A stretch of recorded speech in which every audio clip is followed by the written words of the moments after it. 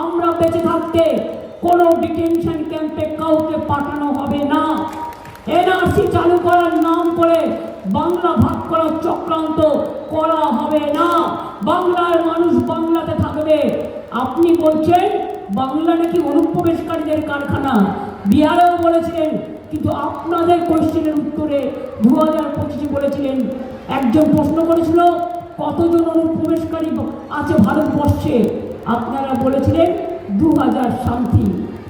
আজকে 2025 যারা এসছে তাকে আপনি নাগরিকত্ব দেওয়ার চেষ্টা করছেন লুকিয়ে লুকিয়ে, ছুপার উত্তম।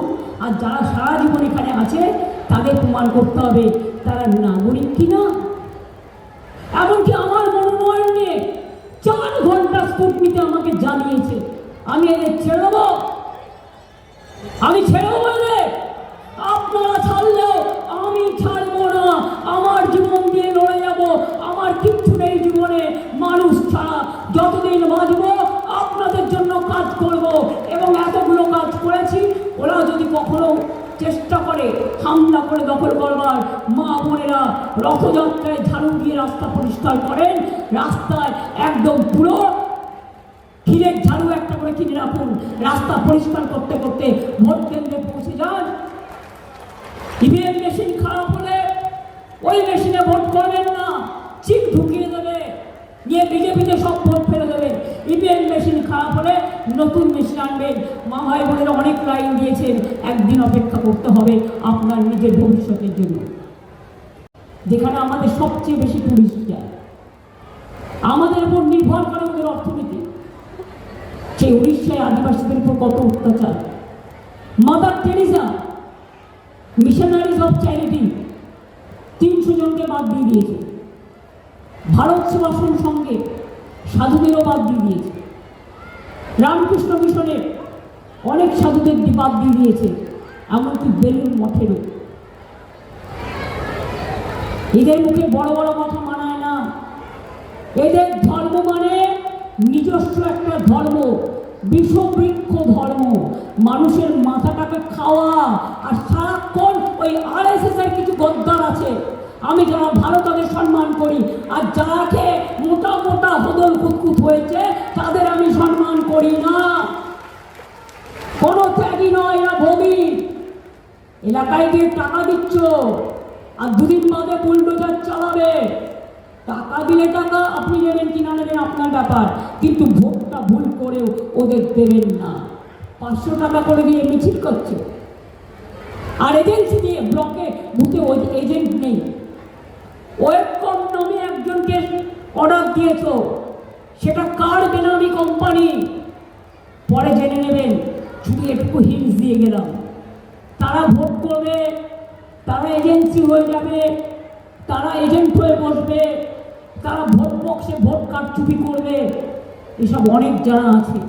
এত চালাকি করেও মনে রেখো, সব রাজ্যের চমকে ধমকে পারলেও, বোঝা পড়া করলেও আমাদের বাংলাকে পারবে না।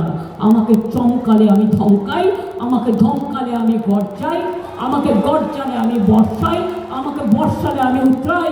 সব ছেলেদের থানায় তোলো, ইলেকশন যাতে তৃণমূল করতে না পারে।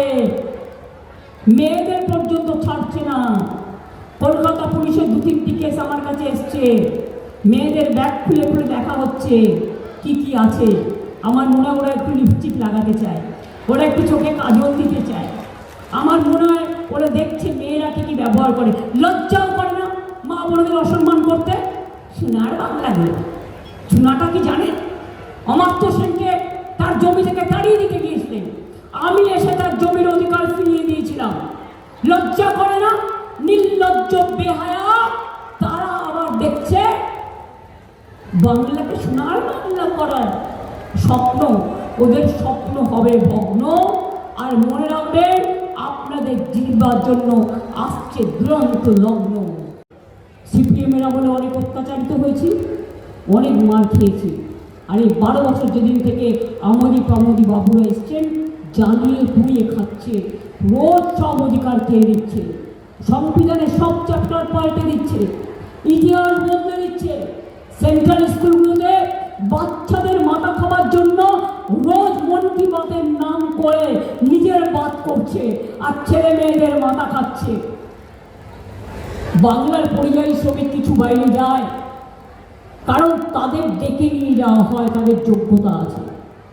বাইরে 1.5 কোটি শ্রমিক আমার এখানে কাজ করে বাইরে। কই আমরা তো তাদের তাড়াই না, আমরা তো অত্যাচার করি না। আপনারা কেন বাংলার উপর অত্যাচার করে কোন লজ্জায় ভোট চাইতে আসছেন? আর যখন আপনারা মিছিল মিটিং করেন, বিহার থেকে লোক নিয়ে আসেন, আপনারা ট্রেনে করে উত্তরপ্রদেশ থেকে লোক নিয়ে আসেন, বাংলার লোক ওই মিছিল মিটিংয়ে থাকে না, আর 500 টাকা করে দিয়ে মিছিল করেন। এসব আমাকে দেখাবেন না, তারা ভোটার নয়, তারা বহিরাগত। কাউন্টিং ওরা স্লো কাউন্টিং করবে এবং স্লো ইলেকশনে ভোটিং করবে। কাউন্টিংয়ে প্রথমে রটিয়ে দেবে বিজেপি দিচ্ছে, একদম বিশ্বাস করবেন না। আমি যদি মিথ্যে না হয় 2026-এ আমরা 226টার বেশি সিট পাবো, এটা জেনে রাখুন। ওই দিল্লির পর দিয়ে আর দিল্লিকা লাড্ডু দিয়ে বাংলাকে দখল করা যাবে না। যতই করো হামলা, এবার হবে বদলা। যতই করো হামলা, তৃণমূল জিতবে বাংলা। যতই করো হামলা, হবে SIR এর বদলা। যতই করো হামলা, হবে NRC-র বদলা। যতই করো হামলা, হবে ডিটেনশনের বদলা। যতই করো চক্রান্ত, সবটাই হবে ব্যর্থ। কি ভোটটা দেবে তো তৃণমূলকে? টাকা দিয়ে ভোট কেউ কিনতে পারবে না তো। মনে রাখবেন, ওটা চুরির টাকা, ওটা কয়লার টাকা, ওটা ময়লার টাকা, গায়ে গন্ধ লেগে যাবে। কয়লা রক্ষা করার দায়িত্ব কর সেন্ট্রাল গভর্নমেন্টে। বর্ডার থেকে ঢুকলে কেউ, তার দায়িত্ব কর সেন্ট্রাল গভর্নমেন্টে। কাস্টমস পাসপোর্ট কার দায়িত্ব? সেন্ট্রাল গভর্নমেন্টের। বর্ডার পাহারা দেওয়ার দায়িত্ব আপনার। তাহলে আপনি কেন প্রথম পদত্যাগ করবেন না? এর জবাব চাই।